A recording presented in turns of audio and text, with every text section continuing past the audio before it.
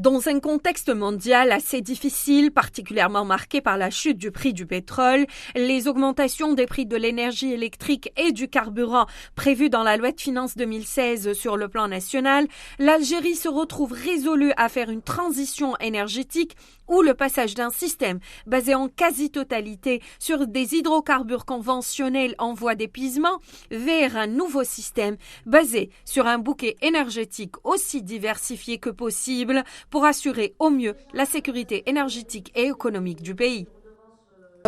D'ici 2030, il est vrai que nous voulons aller vers la diversification du mix. C'est surtout ça, parce que dans les pays du monde entier, on est en train d'injecter nous savons tous que le fossile est daté. Je ne sais pas quand est-ce qu'il va disparaître, mais il va disparaître un jour. Mais nous avons besoin de travailler dès à présent pour que, quand on n'aura plus de gaz, qu'on ait l'alternative. Une alternative qui a été apparemment trouvée en Finlande, un pays nordique qui fait partie aujourd'hui des pays européens qui affichent les objectifs les plus élevés en termes de développement des énergies renouvelables.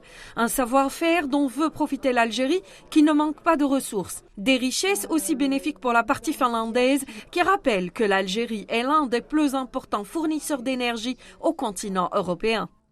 Il y a des discussions entre plusieurs entreprises finlandaises et algériennes sur le secteur de l'énergie, entre autres dans l'énergie éolienne et autres dans le secteur de l'électricité, efficacité énergétique. La balance commerciale avec l'Algérie, nous avons des exportations à peu près 60 millions d'euros et les importations sont un peu moins de l'Algérie. C'est plutôt énergie que nous importons de l'Algérie. Et de plus en plus, on entend dans le monde parler d'efficacité énergétique.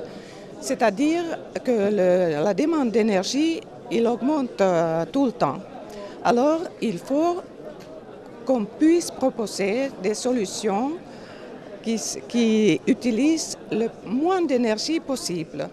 Utiliser le moins d'énergie possible et diversifier les sources énergétiques. Tel est le cheval de bataille du gouvernement. Justement, l'Agence nationale de développement de l'investissement ANDI était présente à ce forum algéro-finlandais de l'énergie et qui avait pour thème Energy Days Now or Never et qui s'est tenu aujourd'hui à Alger. Nous, en tant qu'institution, nous sommes chargés de développer l'investissement hors secteur hydrocarbures, l'amont. D'accord ?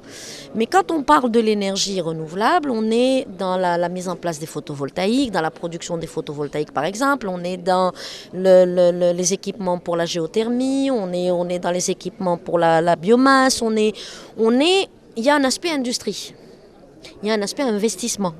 Il y a un aspect, je dirais, donc mobilisation. À partir de là, l'ANDI intervient.